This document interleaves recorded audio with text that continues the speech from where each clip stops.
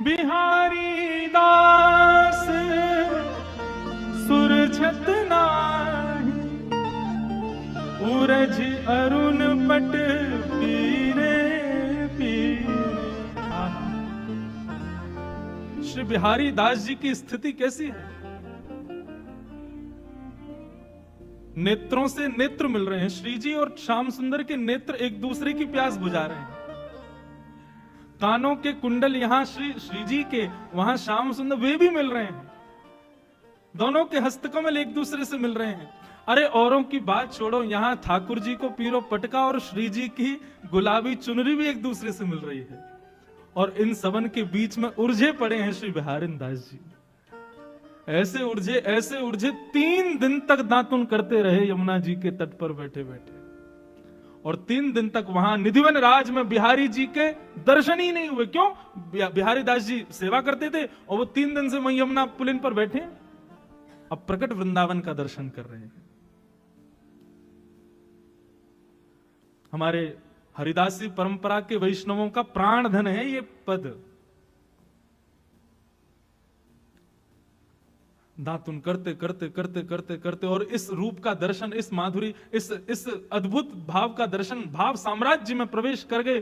3 दिन में अविरल रक्त धार मुख से बहने लगी। कपड़ों पर होते हुए वो धार बहती हुई यमुना जी में जाकर के मिल गई।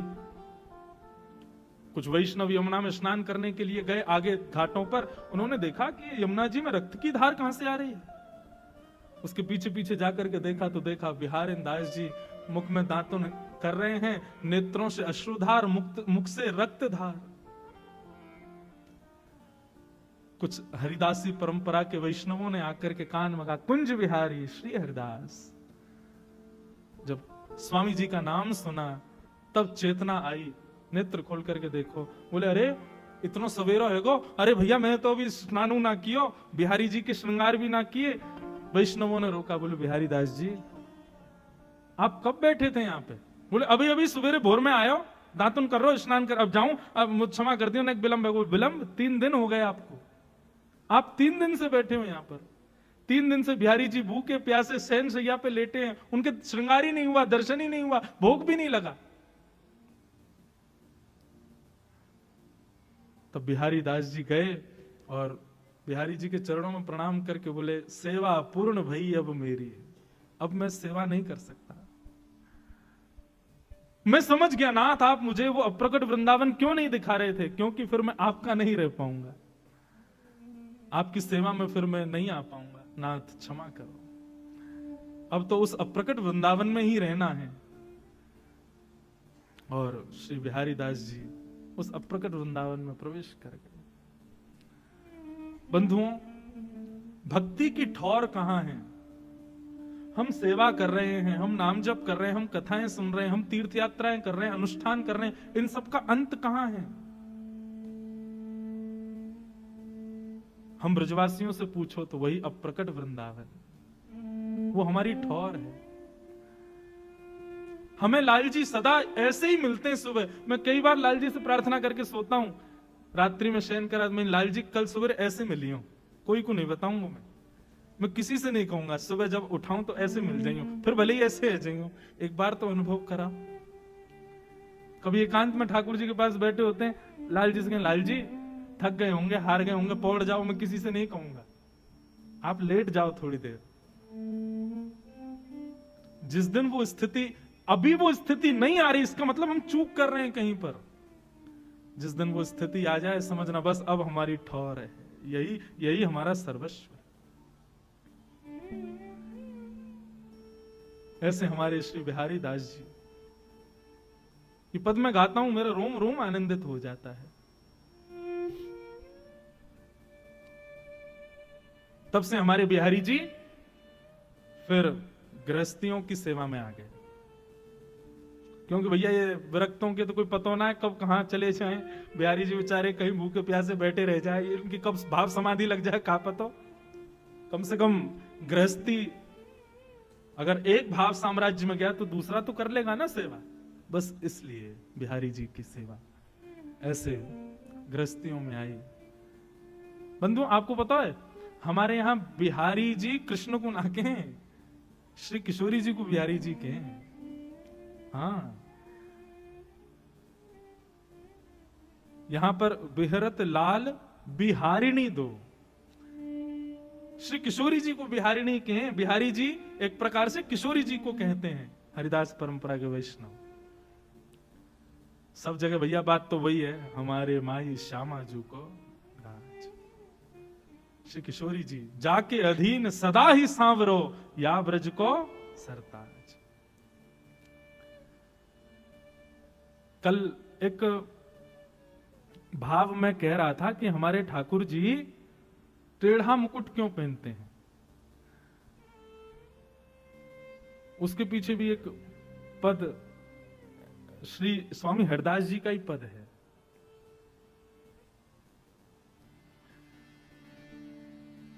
बहुत सुंदर पद है श्री स्वामी हरदास जी महाराज का।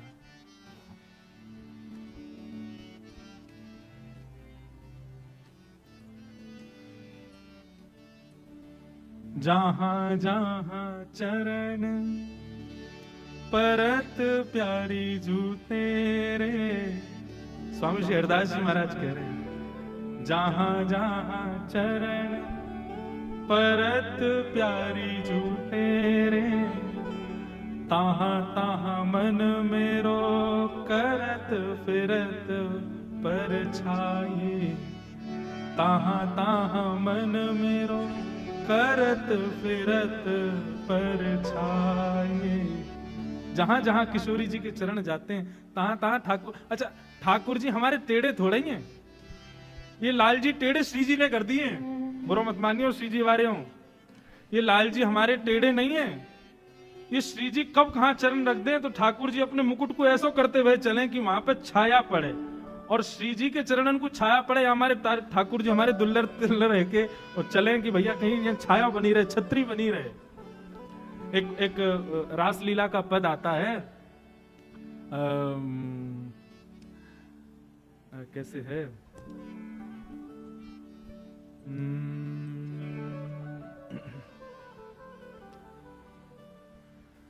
रास को एक पद है, अभी स्मृति में नहीं आ रहा है, आए तुरंत बताऊं। ठाकुर जी टेढ़े कैसे भय वह मैं बता मैं ठाकुर जी स्वयं। तो जहां जहां चरण परत प्यारी जू तेरे, ताहां ताहां मन मेरो करत फिरत पर छाई। और अगली बात कितनी सुंदर, स्वामी हरदास जी कह रहे हैं, बहुत मूर्ति मेरी चवर डुरावत, को बीरी खवावत एक बार सीले जाही।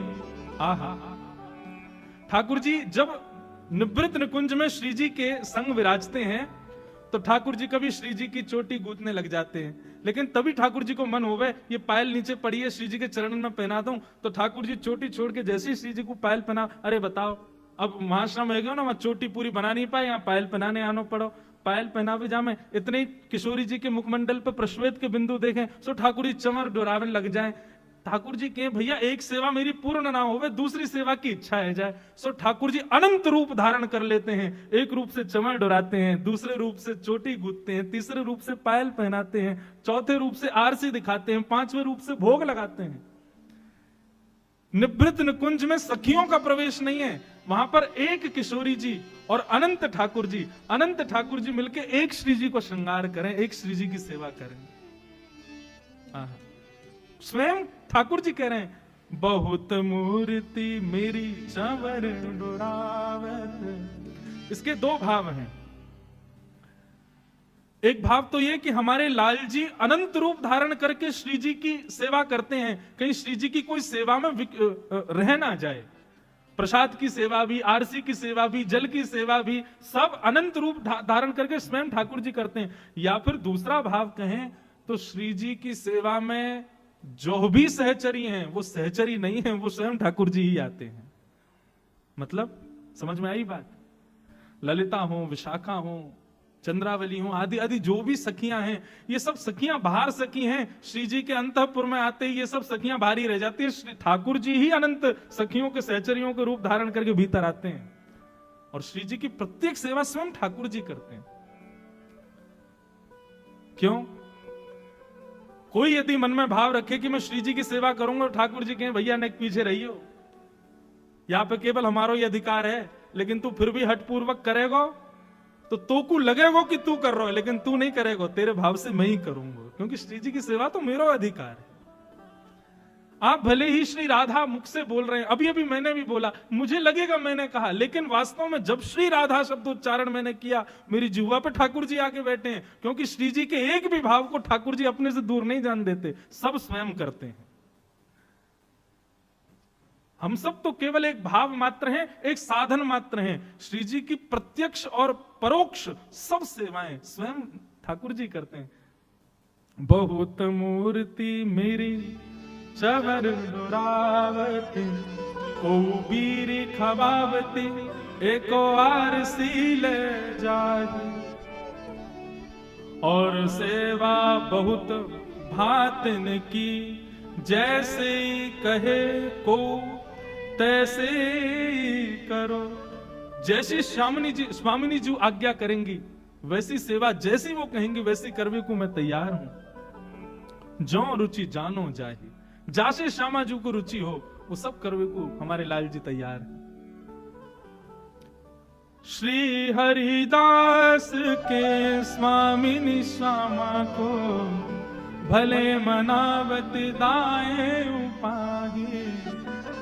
श्री किशोरी जी को मनाने में, रिझाने में, उनको सुख पहुंचाने में श्याम ठाकुर जी कोई अवकाश करते नहीं है। सब स्वयं ठाकुर जी अपने निज करों से ही करते हैं, निज भाव से ही करते हैं। अब भले ही हम लीलाओं में खूब हास्य विनोद आदि सब प्रकट करते हैं, लेकिन अंतरंग भाव से देखो तो हमारे लाल जी सदा किशोरी जी के सुख को ही विचार करें, उनको जैसे सुख मिले वही लीला करें, वही कृपा करें। ऐसी हमारी श्यामा जी, उनके दर्शन की अभिलाषा प्रकट भई है महादेव के हृदय में। ठाकुर जी ने आज्ञा करी कि उनको पुकारो, कृपा करेंगे, पधारेंगे। तब महादेव ने अनंत ऋचाएं प्रकट की, अनंत भाव प्रकट किए, और अनंत भाव साम्राज्यों को प्रकट करके महादेव दर्शन पाके आज एक निष्ठ रूप से विराज रहे हैं। ऐसी हमारी श्यामा जी को बारंबार प्रणाम।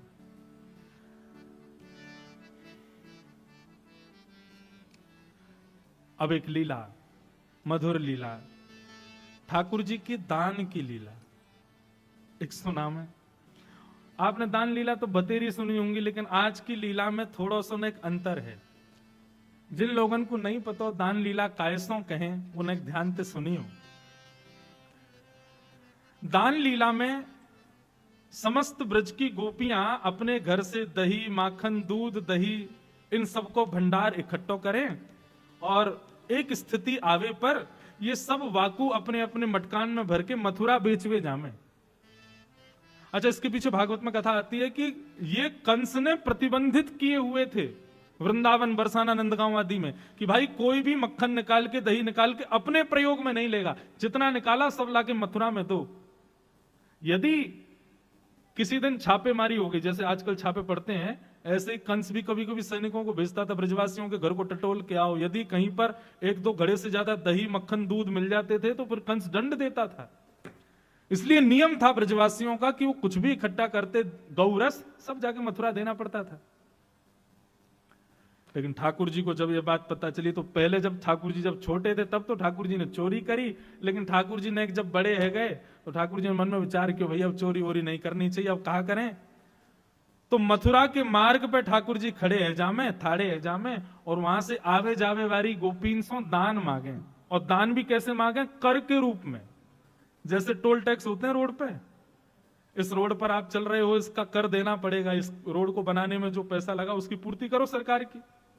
तो ऐसे ही ठाकुर जी ने नाकाबंदी बना रखी है मथुरा के मार्ग पे, और जैसी गोपियां वहां से आती हैं सिर्फ ठाकुर जी ठाड़े है जाए, अरे गोपी कितकू जा रही है? लाला मथुरा को जा रहे हैं, दूध बेचवे, दही बेचवे, मक्खन बेचवे। बोले रोड को कर दे के जाओ, या मार्ग को कर देना पड़ेगा। फिर वहां गोपियों के और ठाकुर जी के बड़े अद्भुत संवाद होते हैं। गोपी नहीं मानती तो फिर ठाकुर जी अदबद के उसकी मटकी फोड़ दें या बाकी माखन को चुरा के भागें। ऐसी दान लीला प्रसिद्ध है। एक हमारे पूज्य नाना जी सुनाते थे, एक बार चंद्रावली जा रही थी और वह चंद्रावली को देख करके ठाकुर जी ने रोक लियो। अब वो चंद्रावली जब दान लीला हो गई उसके बाद सखियों को बता रही मेरे संग कहा भयो। बोले नंद लाडले ने घेर लई, आज नंद लाडले ने घेर लई। कैसे घेर लई भैया? बोले मैं घेर लई मोत कहने लगो दही को दान दे। दूसरी गोपी बोली तेरे संग तो बहुत सारी गोपी, सवन को छोड़ के वह नंद के लाला ने तो कोई क्यों घेरो? बोले ये प्रश्न मैंने भी किया। क्यों रे लाला, आगे भी गोपी जा रही है, पीछे बतेरी गोपी है, इनते मांग ले दान, तो को मैं ही क्यों दिखी? सो लाला कहा कह रहे अगली को पत्रो, अगली को दही पत्रो है और पिछली को बासो, बीच की मेरे मन में बस गई नंद लाडले। बंधुओं एक बात मन में आती है, हमारे ठाकुर जी को गौरस कितना प्रिय है। चंद्रावली बोली अरे लाला मटकीन में धरे दही तो कैसे पता चल गो कि पत्रो है कि बासो है कि कैसो है? ठाकुर जी बोले जोहरी जाने हीरे को दाम, हमसे बढ़िया कौन समझेगा? अरे हमें दूर से सुगंधी आ जा, हम सुगंधी ते बता देंगे कि दही कब कितने बजे कैसे निकारोगे हो है। हमारी नाक बहुत तेज है चंद्रावली, हम यहाँ बैठे बैठे ऐसे ही नाम बैठे रहे। हम कर यही बात को मांगे कि हम तुम्हारी दहियन के एक्सपायरी डेट हमें पता रहे, कितने दिन की है, कितने समय की है। एक लीला आती है ब्रज लीला में, एक सखी को सुबह सुबह विरह हो गया, बहुत विरह। किस बात का विरह? ठाकुर जी के दर्शन का विरह हो गया। पहुंच गई नंद भवन और नंद भवन जाकर के यशोदा मैया से बोली मैया आज मेरे घर में पूजा हैवेगी और वह पूजा के काजे मुकु गोबर को चौका लगानो, तो आपके यहाँ की पद्मा गैया को मैं गोबर ले जाऊं? मैया बोली गोबर कोई मांगवे की चीज है, जितना मन करो उतना ले जा, ले जा, बढ़िया जितना तेरा मन हो ले जाइयो, कोई वो हमें भाव थोड़ी। अरे जितना हमें 9 लाख गाय हमारे यहाँ। ठाकुर जी दूर बैठे हुए सोई उठ के आ गए, अरे मैया तेने वह सखी तो यो क्यों कह दी कि जितना तेरा मन हो उतना ले जा? अरे तू ना जाने भैया या को नाम है गोवर, गो माने गैया और वा को वर यानी वरदान। गैया को वरदान साक्षात लक्ष्मी निवास करे, हम अपने घर की लक्ष्मी कोई और को क्यों देंगे? मैं जा रहा हूं देखवे के काज, ज्यादा नहीं ले जा, ये गोबर चोटी है, घर घर के गोबर ने चुराए ले। मैया बोली लाला यहाँ में भी तू कहा बात करे? अरे गैया को गोबर ले जा ना मैया, ऐसे कैसे ले जाएगी? तू ना जाने हमारे नंद बाबा की जितनी संपत्ति बढ़ रही है या गोबरंत ही बढ़ रही है। मैया बोली अब तेरे जो मन में आए सो कर, जा चलो जा। ठाकुर जी पीछे से पहुंच गए। अच्छा वो आई तो इसीलिए थी कि नंदलाल मुंह को दिख जाए, मुंह को उनके दर्शन हो जाए। ठाकुर जी पीछे खड़े हो गए।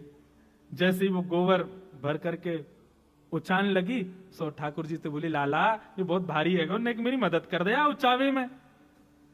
ठाकुर जी बोले हमारो घर को गोबर, हमारी गैया को गोबर और ले वे आइए तू ऊंचा में, हम खुद ऊंचा के चली जा। अरे लाला देख बड़े बूढ़ो शरीर है हमारो, नेक नेक में नेक कर दे कर। ठाकुर जी बोले हम नंद के लाला है, मुफ्त में कछु ना करें। कहा देगी बताइए? गोबर ऊंचाए हुए को कछु बता कहा देगी? गोपी बोली या मुंह तो को कछु चाहिए, गोबर ऊंचावे को तो कछु चाहिए। ठाकुर जी बोले ऐसे ना जाएंगे, बता कहा देगी?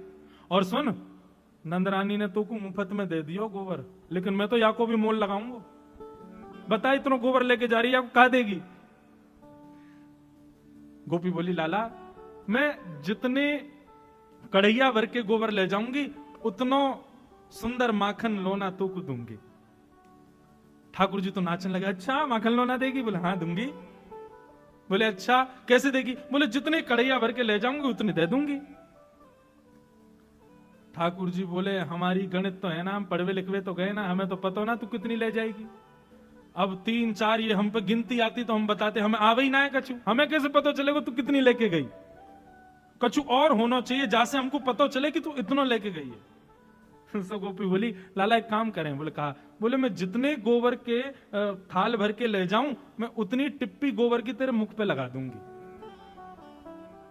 ठाकुर जी बोले हाँ जे बढ़िया है। सो गोपी उठा रही है गोबर और ठाकुर जी उठवा रहे हैं, फिर गोपी वही में से ने गोबर निकाल के लाल जी के मुख पे लगा दे। लाला एक है गए हो। हाँ जी बढ़िया।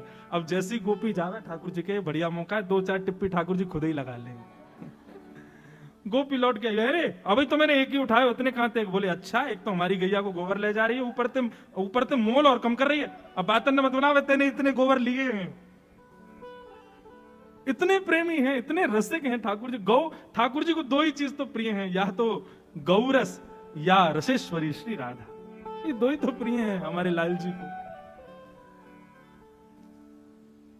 गोपी आनंद है गई ठाकुर जी के भाव सुन के। इतने में ही गोपी ने एक थाल उठाया गोबर को और ऐसा तिरछो करके लाला पे गिर दियो पूरा, और भाज गई माते। ठाकुर जी दौड़ के जाने लगे। इतने में यशोदा की कहा भैया, देख मैया मुंह पे देख, गोबर उछाल के चली गई है सबरो।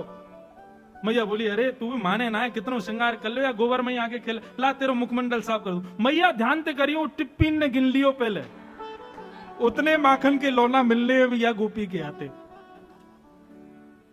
ऐसे हमारे श्याम सुंदर तो गौरस के तो अति प्रेमी हैं। पर आज दान लीला में कुछ अद्भुत हुआ। क्या? सब गोपी आके बोली लाला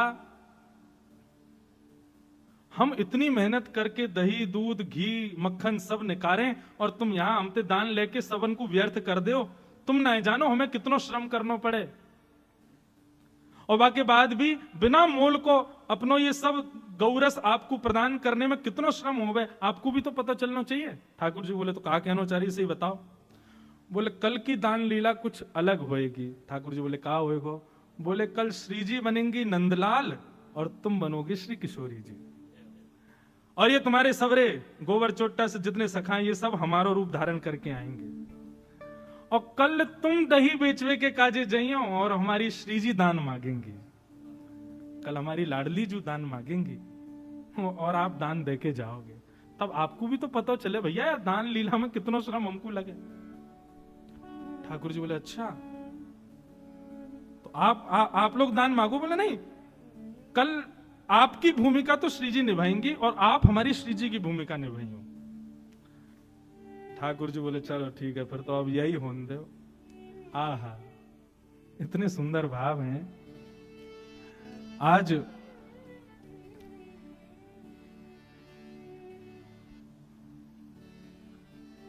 ठाकुर जी किशोरी जी का रूप धारण करके और सिर पर मटकुया रख करके, गजगामनी चाल चल करके, नाक में बेसर पहन करके, चुनरी ओढ़ करके, हाथन में कड़ूला धारण करके छम छम छम ध्वनि प्रकट करते हुए, ऐसी गजगामनी चाल चलते हुए हमारे ठाकुर जी आ रहे हैं, और संग में मर्दानी चाल चलते हुए मधुमंगल सुमंगल ये सब आ रहे हैं पीछे पीछे। ये वो गोपी बने आज। कभी मधुमंगल की चुनरी उतर जाए, कभी कछुआ जाए। ठाकुर जी हमारे बिल्कुल बढ़िया हैं, उनको कोई श्रम नहीं हुआ। वो तो जाने श्री जी कैसे बननो, क्यों श्री जी के दर्शन के काजे खूब नारी बन बन के जामे। परंतु आज ठाकुर जी की तो अद्भुत स्वरूप है। और श्याम सुंदर को आते देख, यहां मोर मुकुट धारण किए, पीतांबरी पहनी भई गौर वर्णा, श्री जी आज श्याम सुंदर के रूप में खड़ी हैं। और दूर से जैसे ही आते देखे हैं श्री जी के रूप में ठाकुर जी को, तो किशोरी जी ठाकुर जी के रूप में गा रही हैं। हमारो दान दे जारी, ध्यान से कहियो, ये हमारे ठाकुर जी नहीं गा रहे हैं, श्री जी गा रही हैं। लेकिन श्री जी को रूप ठाकुर जी को है, और गा कौन के लिए रही है? गा ठाकुर जी के लिए रही है, लेकिन ठाकुर जी आज श्री जी के रूप में है। हमारो दान दे जारी, नहीं दधी बेचवे वारी, हमारो दान दे जारी, नहीं दधी बेचवे वारी, हमारो दान दे जारी, नहीं बेचवे वारी, हमारो दान दे जारी, बेचवे वारी। सुनो, आप सब नागपुर वासी सब श्री जी के तरफ के हो ना, अगर ऐसे दान मांगोगे तो हमारा लाला कभी ना देखो। अरे भैया मांगो अच्छे से, न बोलो न करताल बजाओ, बार बार इशारे करके कहो तभी दान मिलेगा। हमारो दान दे जारी नहीं दधी बेचवे वारी। हमारो दान दे जारी बेचवे वारी। नई अगिया नई साड़ी मटुकिया शीश पे भारी। नई अगिया नई साड़ी मटुकिया शीश पे भारी। आज लाल जी चुपके से यशोदा मैया की साड़ी लेके आए हैं, मधुमंगल ने पहराई है। उन्हें से लाला भारी सी मटकी सिर पर धर के बा बेचारी है कहीं गिर नहीं जाए ऐसे चल के जा रहे हैं, और श्री जी दूर से ही देख रही है। अच्छा, ठाकुर जी को स्वभाव कभी नोच के भाग जाएंगे, कभी आके नीचे कंकड़ फेंक जाएंगे, कभी मटकी हिला जाएंगे, वही श्री जी कर रही हैं आज। अब पता चले तुम्हें कैसा लगे। कभी ठाकुर जी की साड़ी खींच जाए, कभी यहाँ पे नोच के भाग जाए, कभी मटकी हिला जाए, और ठाकुर जी वाकू संभाल रहे हैं। नई अंगिया नई साड़ी मटुकिया शीश पे भारी। नई अंगिया नई साड़ी मटुकिया शीश पे भारी। चले तू चाल मत वारी, चले तू चाल मत वारी। चले तू चाल मत वारी। चले तू चाल मत वारी। नई दधी बेचवे वारी। चले तू चाल मत वारी। बेचवे वारी। हमारो दान दे जारी नहीं दधी बेचवे वारी। हमारो दान दे जारी नहीं बेचवे। बोल राधा स्वरूप कृष्ण की। जय हो।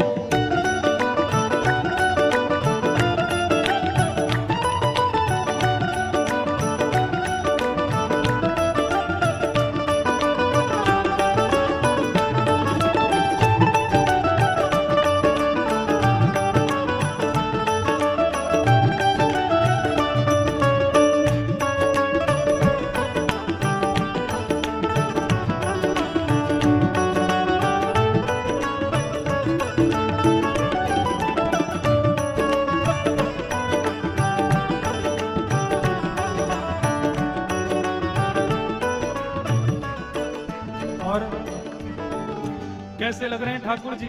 श्री जी बन के आए हैं, भारी मटकी लेके चल रहे हैं। हो झुमक झुक सुमती डोले रसीले बैन मुख बोले।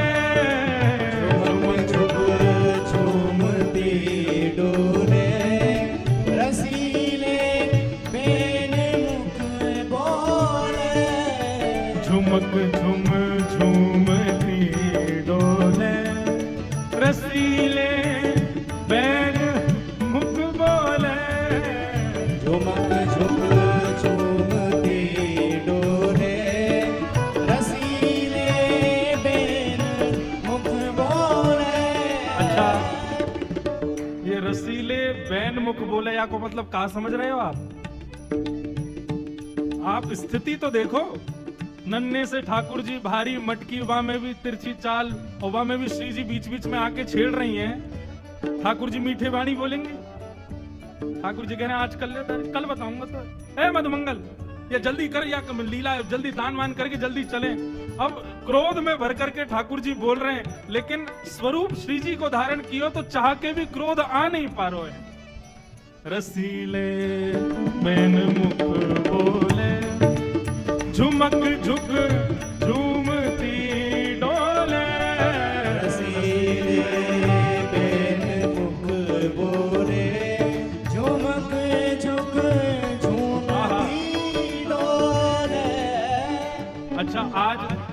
तो कृष्ण बनी है और ये ललिता विशाखा आदि ये सब मधुमंगल श्री दामा बन के आई हैं। किशोरी जी ललिता के कंधे पे हाथ धर के कह रही हैं, बोले देखिए सखी लग कैसे रही है, और ये घूंघट क्यों नहीं खोले, ये घूंघट क्यों नहीं खोले, अरे ये घूंघट क्यों नहीं खोले, ये घूंघट क्यों नहीं खोले, क्यों मरी जाए लाज की मारी, ये घूंघट क्यों नहीं खोले, मरी जाए लाज की मारी, अरे हमारो दान दे जारी नहीं दधी बेग में वारी, हमारो दान दे जारी, दधी बेच बेवारी, हमारो दान दे जारी नहीं दधी बेग में वारी, हमारो दान दे जारी, नहीं दधी बेच बेवारी, नहीं दधी बेच में वारी, नहीं दधी बेच बेवारी, नहीं दधी बेच में वारी, नहीं दधी बेच बेवारी। आहा, ठाकुर जी आज पल्ले पड़ गए हैं, आज किशोरी जी के हाथ आ गए हैं ठाकुर जी। हमारो दान दे जारी नई दधी बेच बेवारी, नई नवेली आई है आज दही बेचवे, और किशोरी जी खूब परेशान करें। अच्छा अब तो ये तो था ठाकुर जी का रूप, हमारी किशोरी जी कैसी लग रही हैं, वहां में पीछे क्यों रहो। आहा,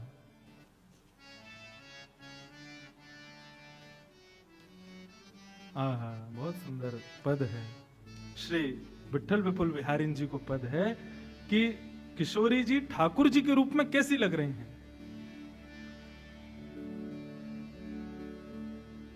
प्यारी तेरी चाल चितवनी बाकी, प्यारी तेरी चाल चितवन बाकी। अच्छा, केवल श्रृंगार ठाकुर जी को धारण कर आई हैं तो ऐसा थोड़ी है कि चाल ढाल श्री जी जैसी, आज तो पूरी ठाकुर जी बन के आई हैं, बोल भी वैसे ही बोल रही हैं, बैठ भी वैसे ही रही हैं, चल भी वैसे रही हैं, नेत्रन को भी वैसे ही मटका रही हैं। हमारे ठाकुर जी जैसे बाकी अदा से खड़े हों, मैं लाल जी जब भी खड़े होंगे, एक दो कारण हैं ठाकुर जी के, दो स्वभाव हैं खड़े होने के। हम खड़े होंगे तो ऐसे खड़े रह जाएंगे पीछे हाथ कर, ठाकुर जी एक तो टेक लेके खड़े होंगे, दूसरा दोनों पामन को बांको बना के खड़े होंगे। आहा, प्यारी तेरी चाल चितवनी बाकी, प्यारी तेरी चाल चितवन बाकी। और कैसी लग रही है श्री जी, बांके बसन आभरण बांके, बांके बसन आभरण बांके। कल हमने ठाकुर जी को श्रृंगार किया तो सुबह सब डांडनिया परिवार सब आवे दर्शन करवे। कल हमने सर्वेश भैया से कहा, लाल जी कैसे लग रहे हैं, तो महाराज जी ने थोड़े वस्त्र जो है टेढ़ो सो है। मैंने कहा ये टेढ़ो ही रहेगा, ठाकुर जी सीधे वस्त्र पहन लें, सीधो मुकुट पहन लें, सीधे सब श्रृंगार करा लें, तो फिर ठाकुर जी का है काम के। श्री जी को सब सीधो सीधो है, ठाकुर जी को सब टेढ़ो ही टेढ़ो है। और सही बताऊं, अगर सीधो वस्त्र धारण कर भी लें तो हम जानबूझ के टेढ़ो कर दें वाको। बांके वसन आवरण बांके, बांके बसन आवरण बांके। बंक रेख उर आकी, बंक रेख उर आकी, प्यारी तेरी चाल चितवनी बांके प्यारी। प्यारी तेरी चाल चितवनी। लीला अपनी तरफ है। ठाकुर जी कैसे चल रहे हैं, किशोरी जी छेड़ रही हैं, और किशोरी जी श्री जी ठाकुर जी के भाव से लाल जी को खूब आज जो है छेड़ रही हैं। ये सब लीला अपनी तरफ है। लेकिन जब जब समय मिल रहा है ठाकुर जी भी घूंघट करके श्री जी को देख रहे हैं। हाँ, बड़ी प्यारी लग रही हैं, आज हमारी तरह खड़ी हैं। जब किशोरी जी कुछ कह रही हैं ठाकुर जी बड़े ध्यान से देख रहे हैं। अच्छा, बिल्कुल जैसे श्याम सुंदर बोलते हैं वैसे ही बोल रही हैं। बंक स्वभाव मिलन बाकी प्रिया, बंक स्वभाव मिलन बाकी प्रिया। बंक कोर रही झांकी, बंक कोर रही झांकी। प्यारी तेरी चाल चितवनी बांकी। प्यारी तेरी चाल चितवनी बांकी। श्री विठ्ठल विपुल बिहारी बांके मिले, श्री विठ्ठल विपुल बिहारी बांके मिले। विठ्ठल विपुल बिहारी बांके मिले, विठ्ठल विपुल बिहारी बांके मिले। ताते तू फिरत निशान की, ताते तू फिरत निशान। प्यारी तेरी चाल चितवनी बांकी। प्यारी तेरी चाल चितवनी बांकी। श्री कृष्ण रूप किशोरी जू की। महाराज किशोरी जी अपने रूप में रहें, ठाकुर जी अपने रूप में रहें तो सखा सखीन को मोहित करें, लेकिन किशोरी जी कृष्ण रूप और कृष्ण किशोरी जी रूप में आ जाए तो एक दूसरे को मोहित कर लें। आज तो इतने सुंदर लग रही हैं। तो आज हमारे लाल जी श्री जी बन के आए हैं, और लाल जी जितना अत्याचार करे इन गोपीन पे, श्री जी आज पहले से लिस्ट बना के लाई है, सब कर रही हैं। बड़े आगू तो पता चले ही काका करे।